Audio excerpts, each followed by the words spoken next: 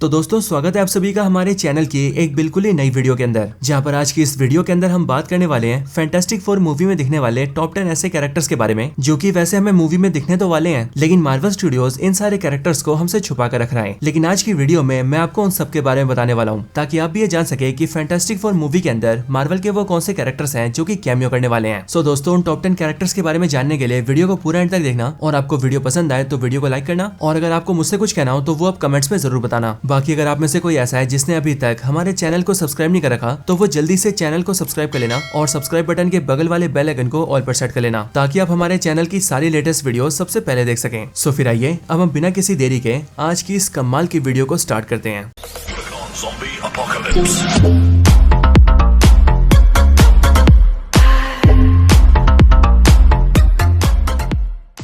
Number 10 fantastic four 1994। तो दोस्तों ये बात तो सभी जानते हैं कि फैंटास्टिक फोर के ऊपर इससे पहले भी कई सारी मूवीज बन चुकी है। एग्जांपल के लिए साल 2007 की फैंटास्टिक फोर मूवी या फिर 2015 की फैंटास्टिक फोर मूवी। इन सारी मूवीज के अंदर हमें फैंटास्टिक फोर की अलग अलग टीम्स दिखाई गई है। लेकिन दोस्तों बिल्कुल ऐसे साल 1994 के अंदर भी एक फैंटास्टिक फोर की मूवी आ रही थी, लेकिन कुछ रीजंस की वजह से उस मूवी को कभी रिलीज नहीं किया गया। लेकिन उस वाली फैंटास्टिक फोर मूवी के अंदर जो कास्ट थे उसी कास्ट को अभी नई वाली फैंटास्टिक फोर मूवी में दिखाया जाएगा, या फिर यूं कहें कि साल 1994 वाली फैंटास्टिक फोर टीम का नई वाली फैंटास्टिक फोर मूवी में एक छोटा सा कैमियो होने वाला है, और इस वाले कैमियो को खुद मार्वल भी कंफर्म कर चुका है। नंबर 9 मोल मैन। तो दोस्तों ये मोल मैन, जिसका मार्वल कॉमिक्स के अंदर रियल नेम है हार्वी एल्डर, वो फैंटास्टिक फोर टीम का बहुत ही बड़ा दुश्मन है। ये मोल मैन कैरेक्टर भी हमें फैंटास्टिक फोर की मूवी में दिखने वाला है, लेकिन मार्वल को देखा जाए तो मार्वल इस कैरेक्टर के बारे में कोई कंफर्मेशन नहीं दे रहा है। लेकिन तब भी दोस्तों र्यूमर से लोगों को ये पता चल चुका है कि ये मोल मैन नाम का कैरेक्टर ना सिर्फ मूवी में अपीयर होगा, बल्कि मूवी के अंदर इसे जो प्ले करेगा वो एक्टर होंगे पॉल वॉल्टर होसर। अब दोस्तों मूवी के अंदर मोल मैन का दिखना इसलिए भी स्पेशल है क्योंकि मार्वल कॉमिक्स के अंदर ये मोल मैन फैंटास्टिक फोर टीम का पहला विलन होता है, और फैंटास्टिक फोर की टीम सबसे पहले इस मोल मैन को डिफीट करती है। देन उसके बाद जाकर ये टीम तैयार होती है और किसी बड़े खतरे का सामना करने के लिए। और इसीलिए दोस्तों हो सकता है कि मूवी के अंदर गैलेक्टस को डायरेक्टली अपीयर न किया जाए, बल्कि पहले फैंटास्टिक फोर की टीम मोल मैन का सामना करे, देन उससे निपटने के बाद वो सिल्वर सर्फर और गैलेक्टस का सामना करे।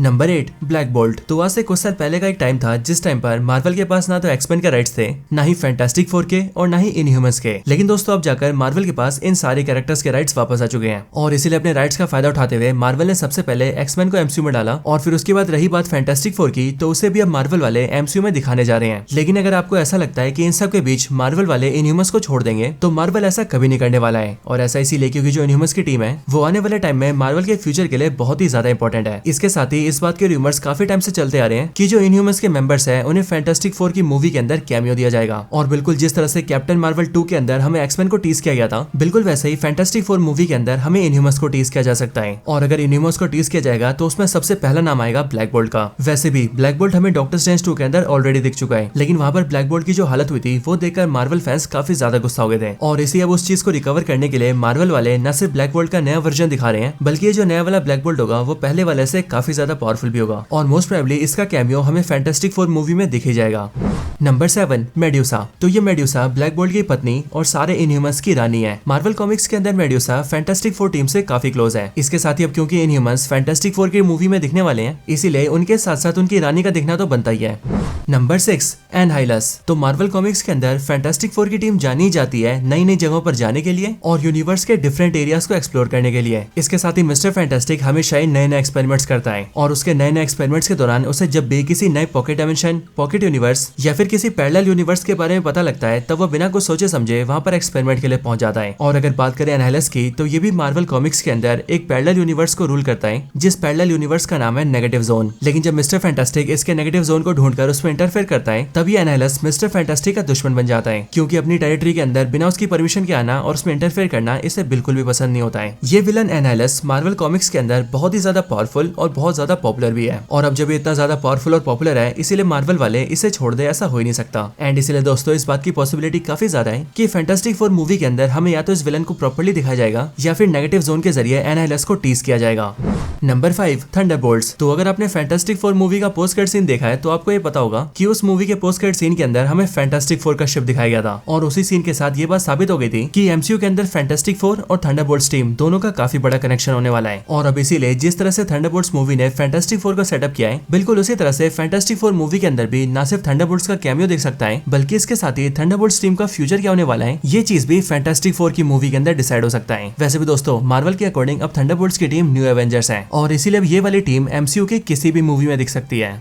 Number 4 doctor strange. तो दोस्तों वैसे तो डॉक्टर स्ट्रेंज के फैंटास्टिक फोर में दिखने के कोई भी कंफर्मेशन नहीं है, लेकिन तब भी इस बात के चांसेस काफी ज्यादा हैं कि फैंटास्टिक फोर की इस न्यू मूवी के अंदर हमें डॉक्टर स्ट्रेंज का कैमियो दिखाया जाए। अब बेसिकली ऐसा इसीलिए क्योंकि अगर आपको याद हो तो डॉक्टर स्ट्रेंज की सेकंड मूवी के पोस्ट क्रेडिट सीन में हमने देखा था कि वहां पर डॉक्टर स्ट्रेंज क्लिया के साथ मिलकर इनकर्जन को रोकने निकलते हैं एंड वहां पर डॉक्टर स्ट्रेंज का प्राइमरी टारगेट यही होता है कि वो ऐसे यूनिवर्सेस को आइडेंटिफाई कर सके जिनकी वजह से इनकर्जन हो रहा है। और दोस्तों डॉक्टर स्ट्रेंज की सेकंड मूवी में हमने ये भी जाना था कि इनकर्जन बेसिकली तब स्टार्ट होता है जब किसी एक यूनिवर्स का आदमी किसी दूसरे यूनिवर्स में चला जाए। और दोस्तों जैसे कि हम जानते हैं कि फैंटास्टिक फोर की जो टीम है वो एक ऐसे यूनिवर्स से बिलोंग करती है जिसका टाइम 1960s के टाइम का है और इसीलिए मूवी को लेकर ये भी कहा गया है कि उस मूवी के अंदर फैंटास्टिक फोर की जो टीम है वो अपने यूनिवर्स को छोड़कर सीधा एमसीयू वाले यूनिवर्स में आ जाएगी। और दोस्तों फैंटास्टिक फोर टीम के ऐसा करने से ही सीधा सीधा स्टार्ट होगा इनकर्जन का, जिसके बाद जाकर डॉक्टर स्ट्रेंज न सिर्फ इस चीज को आइडेंटिफाई करेंगे बल्कि वो इस इनकर्जन को रोकने के लिए फैंटास्टिक फोर की टीम से बात करने भी आएंगे एंड फिर उसी पॉइंट ऑफ टाइम पर हमें मूवी के अंदर डॉक्टर स्ट्रेंज का कैमियो दिखेगा। Number 3 heralds of Galactus. तो दोस्तों ये बात सभी को पता है कि फैंटास्टिक फोर मूवी के अंदर Galactus as a main villain दिखेगा, लेकिन इसी मूवी के अंदर गैलेक्टस के साथ उसकी एक हेराल्ड भी दिखेगी जिसका नाम है सिल्वर सर्फर। और ये फीमेल सिल्वर सर्फर जो कि गैलेक्टस की हेराल्ड है, उसका प्राइमरी काम है ऐसे प्लैनेट्स को फाइंड आउट करना जो कि एनर्जी से भरे हो ताकि गैलेक्टस उन प्लैनेट्स पर फीड कर सके। लेकिन दोस्तों क्या आपको पता है मार्वल कॉमिक्स के अंदर गैलेक्टस का कोई एक नहीं बल्कि कई सारे हेराल्ड्स हैं और उन सब में से कुछ फेमस कैरेक्टर्स हैं fire lord, fallen one, air walker, Terrax और स्टारडस्ट। और ये सब के सब भी गैलेक्टस के लिए बिल्कुल वैसे ही काम करते हैं जैसे सिल्वर सर्फर करता है और इसीलिए हो सकता है कि फैंटास्टिक फोर मूवी के अंदर जिस तरह से हमें सिल्वर सर्फर दिख रही है बिल्कुल वैसे ही हमें गैलेक्टस के ये बाकी सारे हेराल्ड्स भी दिख जाएं एंड ये चीज होने की पॉसिबिलिटी काफी ज्यादा हाई है।